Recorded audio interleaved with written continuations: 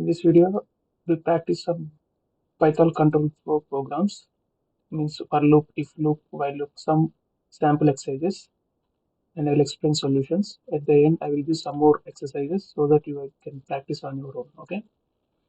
So this is the first program. Write a Python program to find those numbers which are divisible by 6 and multiple of 5. Okay, multiples of 5 means the number should be divisible by 6 and also it should be multiplied by 5. Okay, between 1000 and 2000 numbers. Okay. So when you see like this between 1000 and 2000 or 3000 and 4000, 100 or 200, you have to use for loop and range function. Okay, remember that one. Okay, so here we have to use range function. Between is for I in range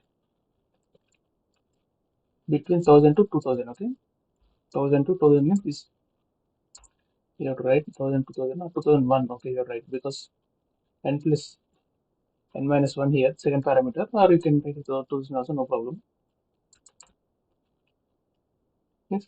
Okay, for I in range, so between 1000 to 2000 numbers. Okay, if you write print statement here, it will print all this between 1000 and 2000 numbers, but I don't want all those numbers. I want divisible by, I want the numbers only which are divisible by 6 and multiples of 5. Okay, that means we have to write here end operator using if loop if I percentage means percentage, that is division, you will get reminder now. If it is divisible by 6, we have to use end operator here, and I percentage divisible by 5 equal to 0.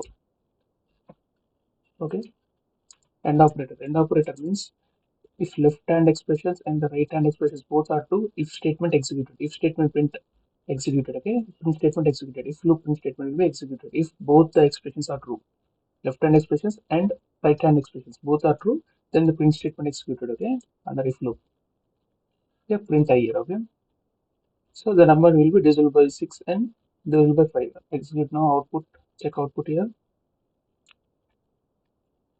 See, and if you don't want the cursor move to the next line, if you want the cursor on the same line, you have to use end operator here, comma end operator. End is equal to use some space here. Okay, so that the cursor won't move to the next line. In Python, in each loop, cursor moves to the next line. If you don't want to move to the cursor to the next line, you have to use end parameter there in print statement. Observe here. Okay, and if you want commas in between the numbers, just use comma here. Okay, so all these numbers are divisible by 5 and divisible by 6. Okay, that's it. Second program we see.